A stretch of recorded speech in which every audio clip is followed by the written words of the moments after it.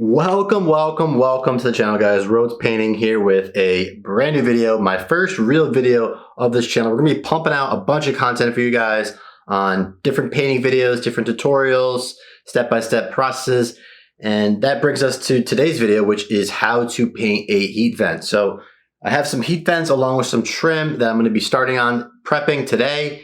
And I wanna break down a step-by-step process for you guys on what my process is to painting a heat vent. There is some dust, some dirt on the heat vents, as you guys can see, and it's time to just clean it up. We'll clean it up, we'll dust it off, and then we'll caulk it. Once we caulk it, we'll kind of seal the gaps along from the difference between the heat vent and the wall. We'll seal those gaps, and then we'll hit it with a primer. Once we hit it with the primer, we'll let the primer dry, and then we'll apply 3 coats of a semi-gloss Regal Benjamin Moore paint.